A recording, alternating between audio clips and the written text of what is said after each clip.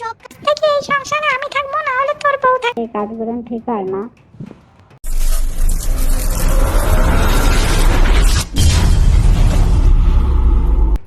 বৌমা, তুমি কি কোনো কাজকর্ম করতে পারো না? তোমার বাপের বাড়ি থেকে তোমাকে কি কোনো কাজকর্ম শেখায়নি? হ্যাঁ মা, পারবো না কেন? আমি সব কাজই পারি। আপনি কি বলতে চাচ্ছেন আমি বুঝলাম না। হ্যাঁ হ্যাঁ, আমার জানা আছে তুমি কি পারো, তা আমার জানা আছে। তুমি শুধু সারাদিন আমার সাথে তর্কই করতে পারো। আজকে আমার ছেলে আসুক, আমি সব নালিশ করে দেবো আমার ছেলের কাছে।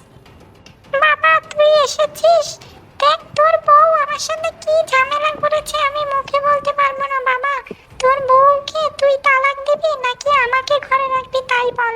আজ থেকে এই সংসারে আমি থাকবো, না হলে তোর বউ থাকবে। আচ্ছা মা, আমি সারাদিন পর বাড়ি আসলাম, আমাকে একটু ঘরেও ঢুকতে দিলে না।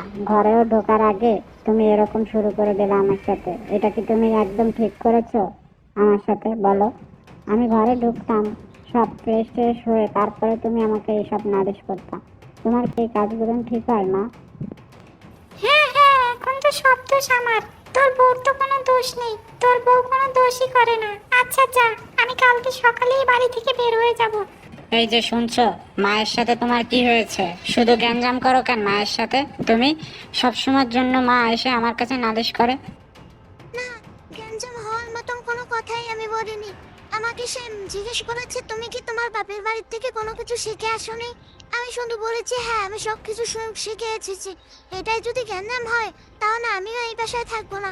আমি কালকে সকালেই আমার বাপের বাড়ি চলে যাব, তুমি থাকো তোমার ঘর নিয়ে।